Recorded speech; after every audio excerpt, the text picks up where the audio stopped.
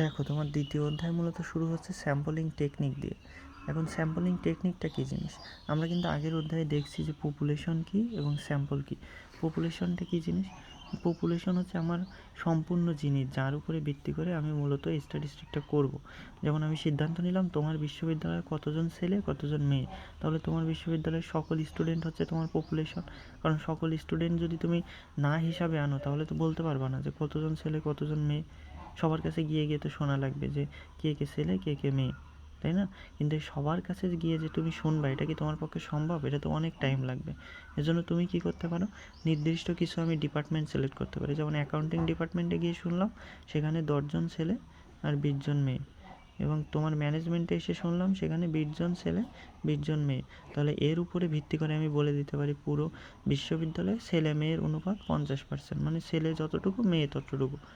দুইটা ডিপার্টমেন্ট দেখে আমি বলে দিচ্ছি পুরো বিশ্ববিদ্যালয়ে কী জিনিস আছে এখন। তাহলে পপুলেশনটা কী জিনিস? আমার সম্পূর্ণ জিনিস, যার উপরে ভিত্তি করে আমি মূলত স্ট্যাটিস্টিক আমার করা উচিত।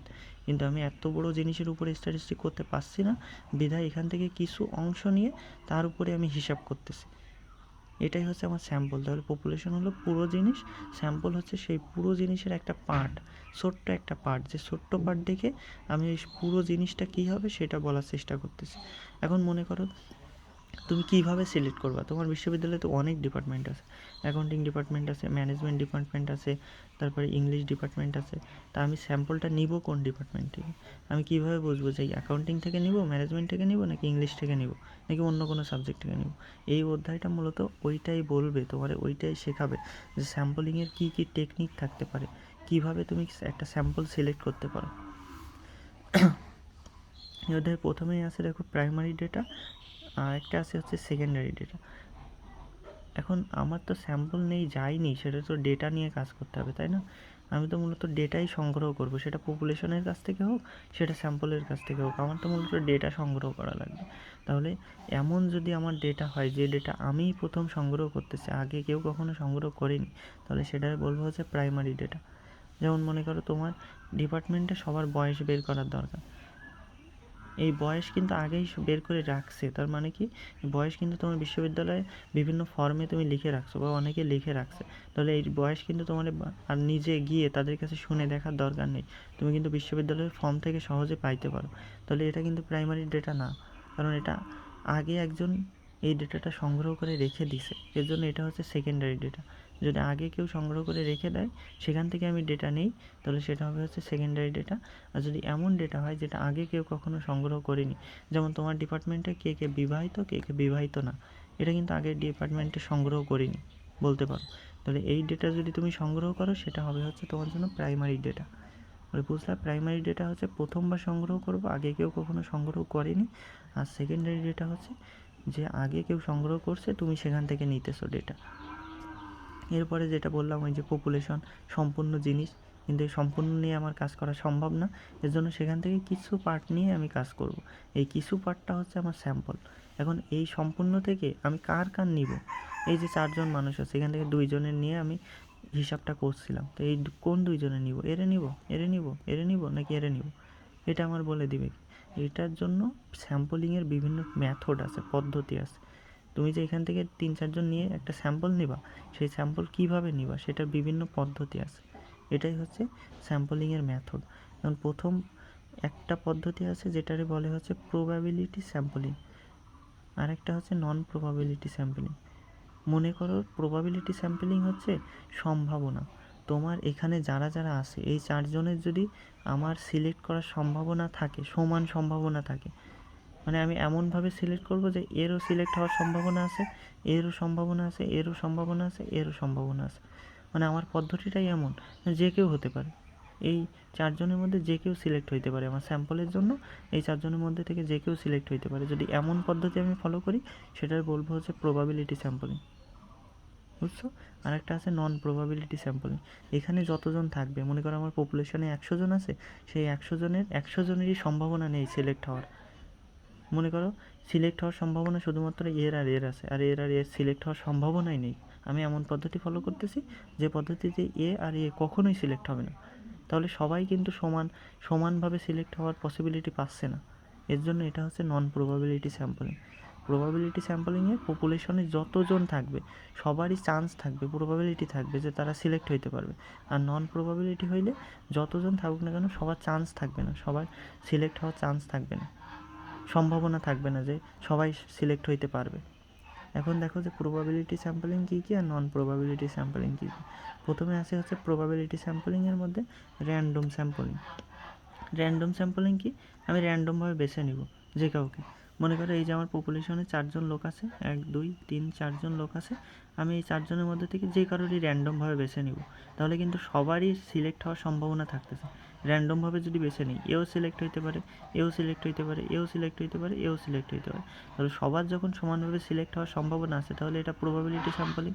আবার আমি র্যান্ডমভাবে বেছে নিচ্ছি, এর জন্য হচ্ছে প্রবাবিলিটি স্যাম্পলিংয়ের একটা পার্ট হচ্ছে র্যান্ডম স্যাম্পলিং, বুঝছো? এরপরে আছে স্ট্র্যাটিফাইড স্যাম্পলিং।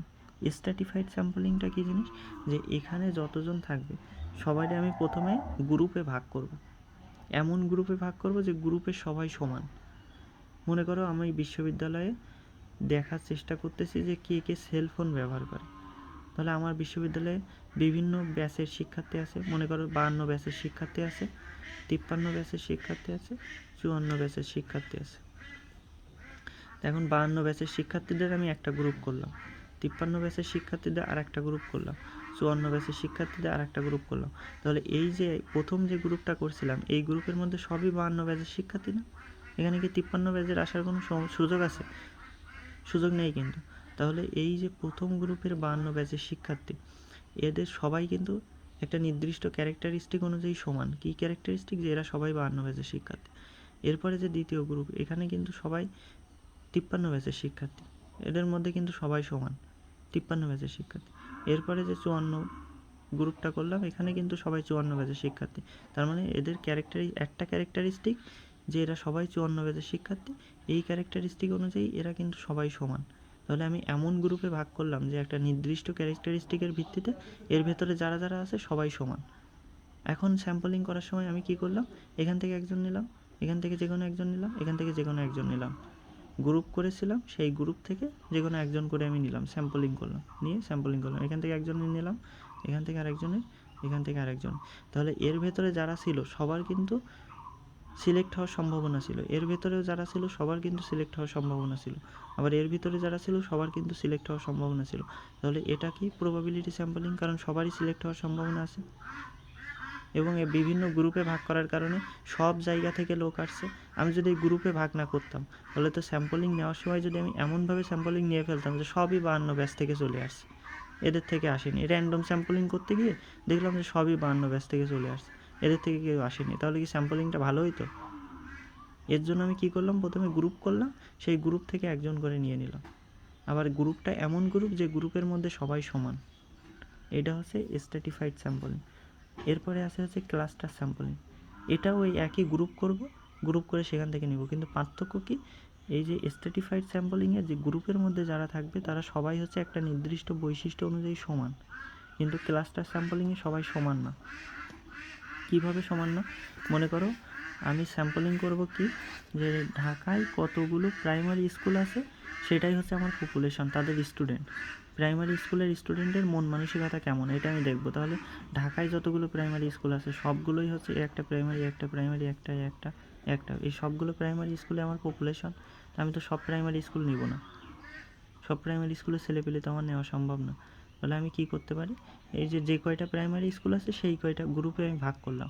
মনে করো এটা হচ্ছে উত্তরার প্রাইমারি স্কুল, এটা হচ্ছে মতিঝিল, এটা মনে করো তোমাদের জাহাঙ্গীরনগরের প্রাইমারি স্কুল, এরকমভাবে আমি ভাগ করলাম 3টা গ্রুপে।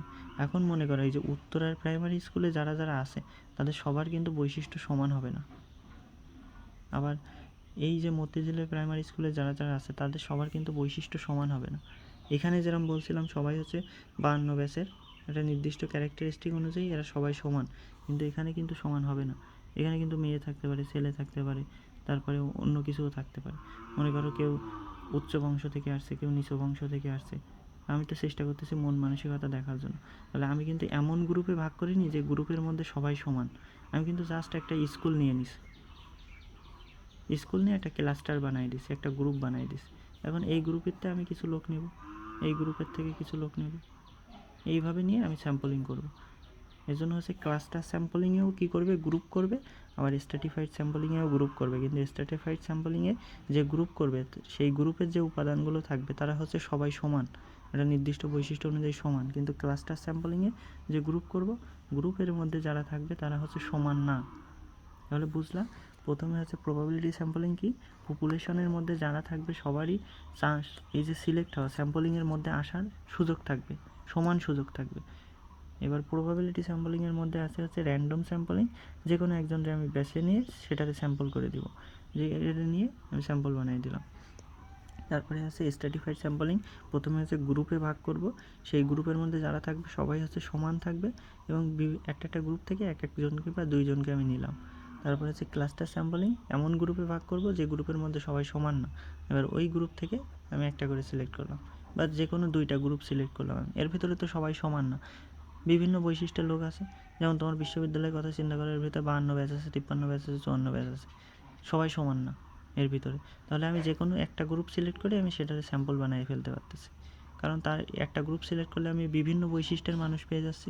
আর এখানে যদি আমি একটা গ্রুপ নিতাম তাহলে কিন্তু বিভিন্ন বৈশিষ্ট্যের মানুষ পেতাম না, এর জন্য আমি সব কয়টা গ্রুপ থেকে একটা একটা করে নিয়েছি। এটা হচ্ছে প্রবাবিলিটি স্যাম্পলিং। এবার আছে নন প্রবাবিলিটি স্যাম্পলিং। নন প্রবাবিলিটিটা কী জিনিস, আমার যে পপুলেশন থাকবে, যে কয়জন থাকবে সবার হচ্ছে সিলেক্ট হওয়ার সম্ভাবনা সমান না, মানে এ হইতে পারে, এ হইতে পারে, কিন্তু এ হবে না, এমন যদি মেথড হয়। এরকম মেথড কী হইতে পারে, যেমন কনভেনিয়েন্স পদ্ধতি। কনভেনিয়েন্সটা কী জিনিস, আমি ধরো সিলেক্ট করতে যাব, আমার সামনে যারা আসবে আমি শুধুমাত্র তারই সিলেক্ট করব। যেমন তোমার সাথে যে তুমি স্যাম্পল নিতে গেছো তোমার বিশ্ববিদ্যালয়ে, তোমার সাথে যাদের ভালো সম্পর্ক আছে তুমি শুধু তাদের নিছো স্যাম্পল, তাহলে যাদের ভালো সম্পর্ক নেই তারা তো চান্সই পেলো না তোমার স্যাম্পলিংয়ে আসার জন্য। এর জন্য হচ্ছে তারা কিন্তু সুযোগ পাইলো না, সবাই কিন্তু সমান সুযোগ পাইলো না যে স্যাম্পলিংয়ের মধ্যে যাবো আমি। এর জন্য এটা হচ্ছে নন প্রবাবিলিটি স্যাম্পলিং। তাহলে প্রথম আছে কনভেনিয়েন্স স্যাম্পলিং, তোমার সুবিধা মতো তোমার সামনে যারা আসবে তাদেরই তুমি সিলেক্ট করবা, এটা হচ্ছে নন প্রবাবিলিটি স্যাম্পলিং। এরপরে আছে জাজমেন্টাল স্যাম্পলিং। জাজমেন্টাল কি, তোমার জ্ঞান বুদ্ধি দিয়ে তোমার যারা ভালো লাগবে তুমি তারাই সিলেক্ট করবা। এখানে 3 জন আছে, আমার এই 2 জনের ভালো লাগে, আমি এই 2 জনের স্যাম্পল হিসেবে নিব, এটা নিব না। ফলে এ কিন্তু সুযোগ পাইলো না স্যাম্পলিংয়ে আসার জন্য, এর জন্য এটা নন প্রবাবিলিটি। আবার আমার জাজমেন্ট অনুযায়ী আমি সিলেক্ট করছি, এর জন্য জাজমেন্টাল স্যাম্পলিং। এরপরে আসে হচ্ছে সোনোবল স্যাম্পলিং। সোনোবল কি, ওই যে বরফের বল দেখছো না, বরফের বল, ছোট্ট বল যদি আমি গড়াই দিই বরফের উপর দিয়ে, বরফ লাগতে লাগতে সে বল কিন্তু বড় হয়ে যাবে। এটাও ঠিক ওই রকম, যে মনে করো আমার ডাকাতদের স্যাম্পল লাগবে, ডাকাত, তা আমি ডাকাত কই পাবো, ডাকাত তো আমি পাবো না, তাই আমি কী করলাম, যে কোনো একটা ডাকাত খুঁজে বের করলাম, সেই ডাকাত খুঁজে বের করে তার কাছ থেকে ডেটা নিলাম, নিয়ে এবার বললাম তোমার যদি পরিচিত কোনো ডাকাত থাকে তাহলে তুমি তারা একটু বইলো যাতে আমার ডেটা দেয়। তাহলে ও আবার 2 জনের খুঁজে বের করলো, আবার এই 2 জন আবার 2 জনের খুঁজে বের করলো।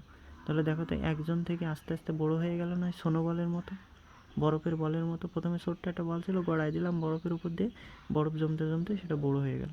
এটাও দেখো ঠিক ওরকম, একজনের খুঁজে বের করলাম, সে আরও লোক আমার এনে দিল। তাহলে আরও বাকি যারা ছিল তাদের কিন্তু সিলেক্ট হওয়ার সম্ভাবনা ছিল না এখানে, কারণ এ যারা চেনে শুধুমাত্র এ তারাই এনে দিবে। এর জন্য এটা হচ্ছে নন প্রবাবিলিটি, সবার সুযোগ নেই সিলেক্ট হওয়ার, নন প্রবাবিলিটি স্যাম্পলিং এটা। তাহলে স্যাম্পলিংয়ের পদ্ধতি কী কী, প্রথমে হচ্ছে প্রবাবিলিটি, আর একটা হচ্ছে নন প্রবাবিলিটি। প্রবাবিলিটিতে সবার হচ্ছে চান্স থাকবে সমান যে সবাই সিলেক্ট হতে পারবে। প্রবাবিলিটির মধ্যে রয়েছে র্যান্ডম, স্ট্র্যাটিফাইড, আর একটা হচ্ছে ক্লাস্টার। আর নন প্রবাবিলিটির মধ্যে কী কী আছে, কনভেনিয়েন্স, জাজমেন্ট আর সোনোবল।